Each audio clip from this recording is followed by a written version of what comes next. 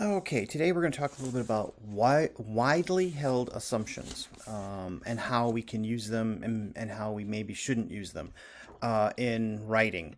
Um, since some assumptions are accepted, they don't necessarily have to be stated or require any proof of their validity sometimes. So if an argument claims that every new dorm on campus should have a sprinkler system, it probably doesn't need to be, it probably does not even need to state that assumption. Okay, if voice assumptions would be, measures that would increase the likelihood that dorm residents would survive a fire should it be implemented in all dorms. It's really, it's one of those things where, okay, it kind of goes without saying in some ways, unless there's a reason. Well, if one can, well, for example, if one's house catches fire, okay, one calls 911. Or if your car is stolen, you call the police, you call 911. You may have never used, you may never have even thought about it, but when you call 911, what's the assumption? You're calling the emergency services. You wouldn't have to say, tell somebody, go call the emergency services at 911. Now, there's a term here that we're talking about, and this term is used in several ways. Okay, and we teach a lot of these responses to young children who, in some cases, they could save their own lives and so forth. And we have to be very careful in that sense. But you may never have used the term warrant. Warrant in such cases, because these assumptions are so widely agreed upon, they don't have to be explained. A warrant is sort of an explanation or necessary. So sometimes, this doesn't warrant explanation, okay? And that's where we have to be careful, all right? Now, again, a warrant is a justification or authority for action, belief, or feeling, or to justify a certain action.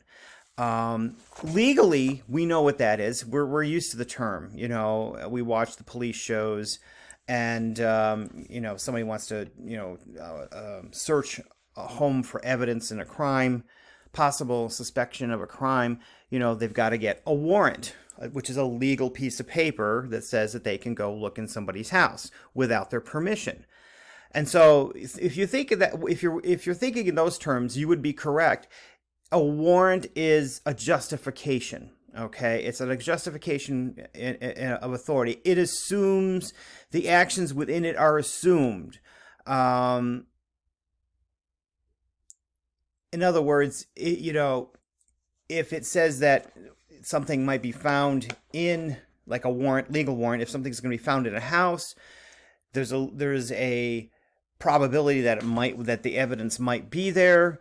It doesn't say, you can only look in certain places or certain areas and so on and so forth. There's a legality of this. So, it sounds kind of redundant, but warrants, again, are that justification.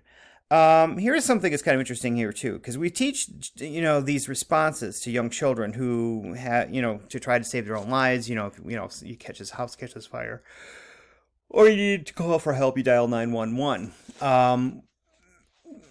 So, example, here's one. The question comes up, should I call 911? Well, I just saw a stranger sneaking around my neighbor's house. The assumption is if you see a stranger sneaking around the neighborhood, you should call 911. And so, it kind of goes without saying, you may think this to yourself, but you wouldn't need to, you would, when you read a situation in a nonfiction piece of work or something like that, it would outline, we just saw this person sneak around the other side of the house, and then Joe went and called 911. You don't have to explain in a lot of detail things like that, because it's the assumption is there. Okay, so we have to be careful. One thing you have to notice is that an assumption is sort of a broad generalization that can apply to a number of different situations. And while the claim, even though there might be a claim about a specific place and time. So in arguments in which the assumption makes a more specific claim, the reader can infer an extension of that assumption of similar arguments, okay? So in other words, you can kind of imply this in many areas sometimes, depending on how you phrase things. But you have to keep in mind, even in arguments in which the assumption makes a more specific reference to a cause or a claim, the reader can infer an extension of that assumption to other similar things, and so we have to be careful. What about claims? Claims, assertions, ideas that are controversial. Okay, well, here's a good one. Why is it difficult for those who oppose abortion, for example, to communicate with those who favor it, and vice versa? And so, I use this as an example because this is pretty much a point that everybody has some kind of feeling on this issue. And again, here are some of the arguments that might be out there. Anyone who believes that abortion is the murder of an unborn child is basing that argument on the assumption that a fetus is a child from conception. So, when you see the term pro-life or you see anti-abortion people, they don't need to explain necessarily that assumption. We already know what their assumption is generally. They believe in a strict adherence to a particular line of argument. Okay. And if you went on, and the assumption, of course, is that the fetus is a child from conception. Now, on the other side of the debate, they don't accept this assumption and thus do not accept the claims. So obviously, there's different disagreements here on a very much an emotionally charged issue that are very difficult to resolve because the underlying assumptions are based on very firm beliefs that are resistant to change. And this is why, and again, this is probably why we can't get people to, we're never going to get a lot of people to change their mind because of those deeply held beliefs. I'm not pointing any one belief or the other. I'm just saying that is, why it's so hard to probably change people's mind. So you have to be careful about how this, and especially because obviously, since they're so emotionally charged, it's always that you have to be aware of what your opponents, when you're writing, it's important to be aware of what your assumptions are of your opponent's assumptions. And so that you can, be aware of what those assumptions might be, and be able to include references in your work, but don't dismiss them as irrelevant. And that's something you don't want to do. You don't want to dismiss other people's ideas as irrelevant, as tempting as it might be. What are some of the reasons for this? Well, the reasons for this there could be a lot of reasons, but one of the reasons is that you don't want to look like you're the small person here. You don't want to look like you're the person, nitpicking or whatever. You want to be able to present your arguments and then let other people, say what they will. One British writer, let's put it that way. His name was he was a philosopher and later an officer, but his name was Stephen Toulmin. He observed that developed an idea of warrants, and he dismissed. He developed this concept, but he just dismissed the more traditional forms of logical reasoning in favor of a more audience-based. In other words, courtrooms derived a more courtroom kind of approach to argumentation. And so he refers to warrants as, quote, general hypothetical statements which can act as bridges and entitle one to draw conclusions or make claims. The idea of bridges is to note the action of the warrant or assumption is crucial. So we use the word assumption to emphasize that it's an argument, that in an argument, it guarantees a connection link between the claim and the support. Okay? Again, this is like when you're writing, folks, and you're writing something. If you're going to make an assumption, sometimes you need to show that link. So you might provide an example that would help putting this in a direction. But even if a reader agrees, you know, even if a reader agrees that the support is sound, the support cannot prove the validity of the claim unless the reader also agrees with the underlying assumption. In other words, you can present all the science. If being somebody who might be a pro-choice person who is arguing with the person who is an anti-choice person, you would, you might understand both assumptions, but the underlying thing here is that you're never going to really agree because, unless you can get both sides to agree on one underlying assumption, it's not going to happen. And this is why you're not going to see any solving of that issue. Or I don't think you'll ever see the solving of that issue. But the point is that this is why you see this division sometimes. A relationship between an assumption and other elements of an argument, sometimes we call that a dialogue, okay? Here's a good example. This is a dialogue between two people who are driving down the road. The driver A says to the other person, "Stop talking on the phone and concentrate on driving." Driving B says, "I always talk on my cell phone when I'm driving." Person A says, "Well, you shouldn't. It's not safe." And B says, "So what?" And A says, "You shouldn't do unsafe things while driving." So, here's the dialogue that is kind of underlying all this. People probably wouldn't talk exactly like this, but you understand where the notes are. If when you tell someone, the assumption is stop talking on the phone, concentrating on driving. And if you're talking to that person, there are some assumptions here that A, they're driving and it's not safe to do that, which is not a good thing. And then B tries to justify their actions. So sometimes, we have, again, the underlying assumption is that it's unsafe to do, you should do unsafe things when you're driving. But the underlying assumption is a little bit different for both. Person A believes that it's not safe to do that, and person B is not so sure. So, but it doesn't necessarily mean you're going to necessarily come to a conclusion or some kind of middle ground, but, one of these people are definitely going to be, difficult. Well, how do we put that in sort of a dialogue so we can understand them? What's the claim? What's the support? What's the assumption?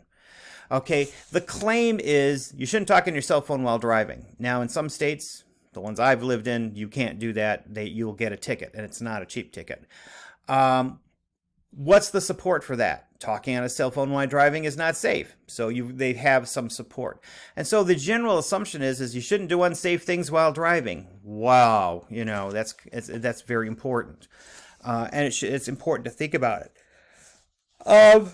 The claim and support, or lack of support, are relatively easy to uncover in most arguments.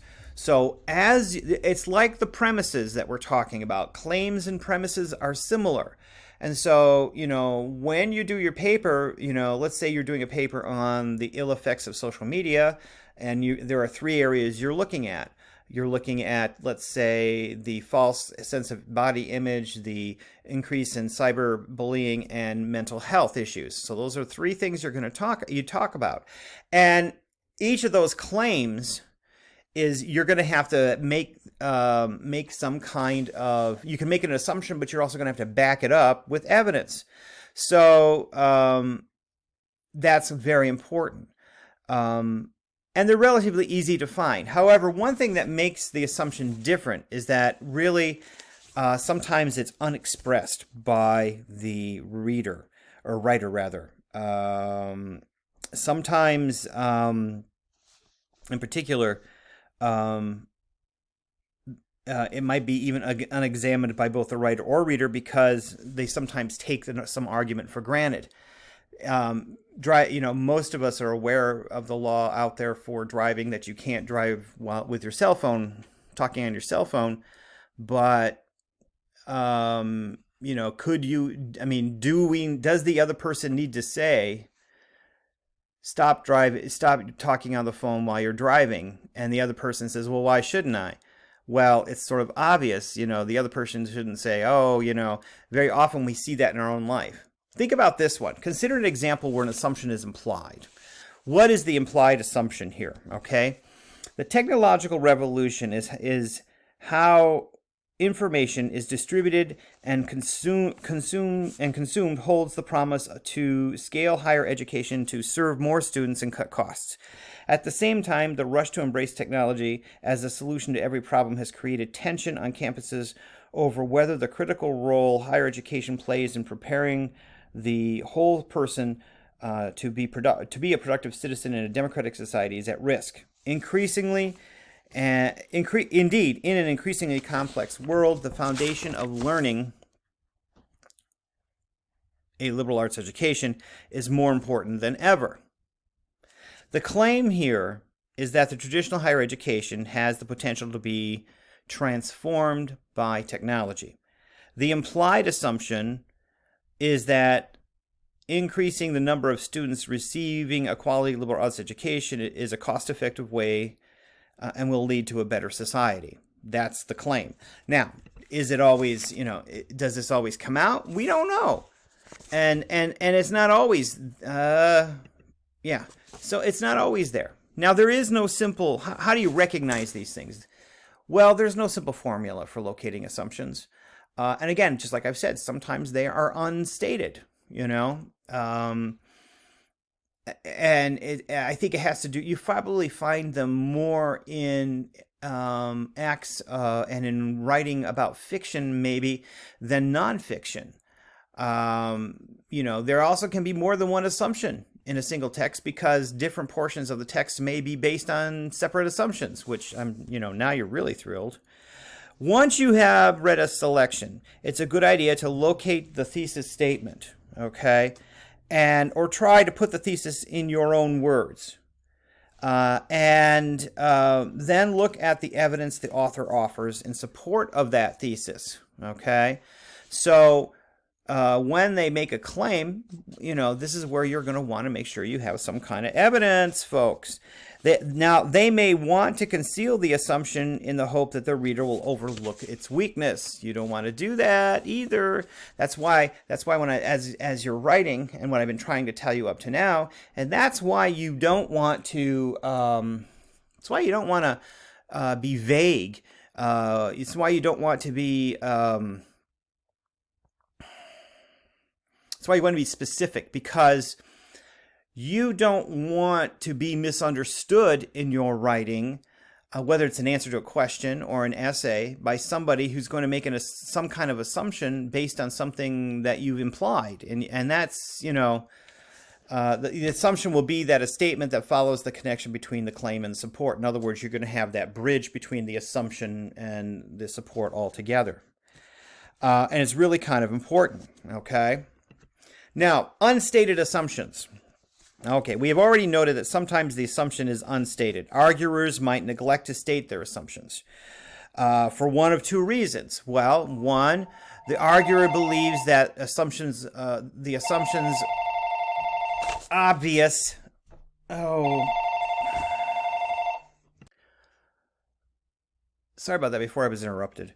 Some assumptions are sort of unstated, and so an arguer might have a reason to not provide those assumptions, and that's what you really want to avoid. You want to at least understand what the other side is, and you could imply that in your writing, but some arguers would do this because they believe that the assumptions are obvious and don't need to be expressed. Now, this would be in a case when that we might bring up in, say, when we're talking about public issues like the death penalty, or issues like abortion and so forth. While those opinions could be expressed, they need not be, because we already know you can make those assumptions in some ways because we already know what those arguments are going to be. The other reason too is that they really just may want to not talk about it. They may want to conceal those assumptions, and that the reader who might be reading their paper might just overlook the obvious weakness there and go on. Some obvious assumptions are really, sometimes you don't need to express them. And sometimes, it sounds silly, but they don't even need to be expressed. Like, mothers' love for their children, a good harvest will result in lower prices for food. Killing innocent people is wrong. First come, first serve. These things, especially some of these ideas are so ingrained that they need not be explained necessarily. Um, but you may, depending on how you're phrasing it and how it looks in the paper overall, you may need to, depending on the situation. It might be obvious if you're writing a paper and it's obvious in America, you might want to be, that's fine. But if you think you're going to be writing for an audience on a more international level, you might have to do a little explaining there to make sure that it actually would fit the situation. It's not always, possible. And most of these, really kind of embody what most of us, in the shares of the world, that it's really might not be necessary to explain. Sometimes like the last one can sort of be taken sort of as an axiomatic, leap of faith. We do this whenever we get in line today. Why do we stand in line at the checkout aisle? Well, as a society, we sort of kind of believe in this term of first come, first serve. So you don't necessarily have to worry about all that. Now, hang on. There we go. Some assumptions are out there too. Now there's some. You'll get a claim that that comes interesting. Sometimes, suppose you hear someone make a claim, I deserve to get the last ticket to the concert. And they're arguing this like in line, trying to get tickets. And if you ask the person why they're entitled to get this ticket, you might have to ask, well, why? Especially if you're ahead of them. And, the claim could be, well, I was here, as one person would say, I was here first. Why do you feel entitled? So, here are some examples, why are they entitled? Well, might be here first. One could accept the claim that without further argument because they understood that and agree with the assumption that sometimes isn't expressed. Why? Well, I was here first. Okay. So the assumption is that if one arrives first, they deserve to be served before those who came later. And that can make perfect sense sometimes. But sometimes even those assumptions that seem to express these universal truths really invite further analysis. If you can think of claims for which these assumptions might not, after all, be relevant to the particular topic that we're talking about. First in line may justify the claim that a person who wants a concert ticket or whatever, but it cannot in itself justify the claim of someone who wants a vital medication that is short in supply. Again, we're talking about a situation, and that really becomes quite it doesn't always work in cases like emergencies or where, somebody might need something desperately other than just some kind of ticket. Sometimes offering a rebuttal for a long-held, sometimes unexamined assumption can often produce an interesting argument. This has been done sometimes at Christmas time. One person, we always make the big argument out there. We always hear is all this buying of gifts. I think people who have forgotten that Christmas celebrates the birth of Christ. Da da da da da. But somebody actually, in this case, you don't necessarily need to express the assumption that buying of gifts violate what might be some kind of celebration. We kind of get it, okay? But it also might go unstated by the speaker because it's been uttered so often that we all know what we're hearing. We all know what's being said. One writer in an essay entitled A Commercial Christmas, God's Gift, A Commercial Christmas, argues that the contrary to popular belief, believe the purchase of gift is not a violation, but it's actually an affirmation. I mean, and that's a quick way to get your attention, because it's, again, another one of those opposite things of what you think it would be. And, gets into, there are other reasons as well that they get into as well. And that was an interesting article too. A second reason for refusal to state assumptions, this is kind of lies in the intent of the arguer to try to disarm or deceive the reader. And this may be unintentional, but it could be intentional as well. Failure to state the assumption is sometimes common in things like advertising and politics, where they want to sell a product or an idea, and that outweighs the possibility to argue explicitly. Advertising is great at this, for what it says and what it does not say. My favorite one, here's some great ones, that you can think of, that are kind of interesting.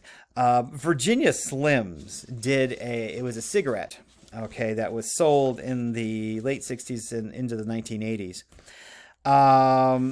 And the manufacturer hoped one would agree that being permitted to smoke cigarettes was a significant step in female liberation. It was sold and packaged as, women being able to buy their own cigarettes. You've come a long way. Yeah, right. You come a long way to smoke cigarettes. There's that but the unsung assumption here was that things were different now. You had the right not just to smoke cigarettes, but to make your own. You make your own decisions. The right to be, more independent. And this was, quite something. Now, the slogan requires a little more evidence than just the women's freedom to smoke.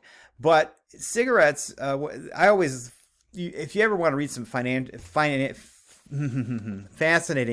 questions about, advertising, cigarettes are great, because as far as the advertising goes, they make a lot of assumptions out there that have nothing to do with the product. For example, Marlboro Man, of course there have been several Marlboro Men who consequently died, but Marlboro Men, in the advertising and so forth. And so what was the assumption about Marlboro Men, these macho men and so forth, that somehow, you can be a man if you can smoke cigarettes. They never said that, but there's the underlying assumption. Other possible questions. Here's a good one. Should students be given a direct voice in hiring faculty members? On what assumptions about education do you base your answer? This would be a good exercise to think about. I've been on several committees that, when I've been interviewed, that, there was always some representative of the school there, that somebody that represents the student body. Think about this one, the validity of the assumption in the statement from the Watchtower about genital herpes. Oh, this is my favorite one. The sexually loose are indeed receiving in themselves the full recompense which was their due for their error. In other words, they're getting what they deserve. That's what they're saying. That's the assumption. Okay. In 2010, a judge in Saudi Arabia had to make a decision whether or not a man could be intentionally paralyzed as punishment for having paralyzed another man in a fight. Usually the punishment, if you're found guilty, is, whatever happened to the other person would happen to you, which kind of tells you, which could lead to other things that we were talking about. But what should the judge's assumption be? If he chose to order the punishment, what would it be if he decided not to honor the victim's request? I don't know. I mean, this is where you get into other types of issues as well. In view of the increasing interest in health in general and nutrition and exercise in particular, do you think that universities and colleges should impose physical education requirements? If so, what form would they take? If not, why not? What assumptions underline this position? Now, the assumption here is that people don't exercise enough. we're maybe we're not as educated enough about nutrition, and that we need to, exercise our minds and our bodies. But there's a lot of other assumptions that are from this as well. What are the assumptions about underlying the preference for natural foods and medicines? Can natural be clearly defined? Is this preference part of a broader philosophy? I mean, I always love the term organic, because organic can mean so many things. And it can be a major problem if that's what you're trying to do, is to buy items that are organic. What's my definition of organic? Well, pretty much anything that has carbon in it is organic. Now, if we're talking about food that's grown organically, that's different too. And there's supposed to be a fairly good definition of what that is, established by the FDA. Not always, but it's still not always clear. So you have to be careful. The assumptions for a lot of things that are so-called natural, is that these are not laboratory created, and therefore they're supposedly quote unquote better. But that's not necessarily true. Part of this could also be part of a broader philosophy that might be being discussed either. So you might want to even try to elevate the validity of some assumptions, even if they're not there. So as you start looking at some of these things and thinking about assumptions and widely held claims, make sure that in your work you can back them up. And that whatever you use, evidence, make sure it's reliable. And if you always do that, you will probably not have any issues.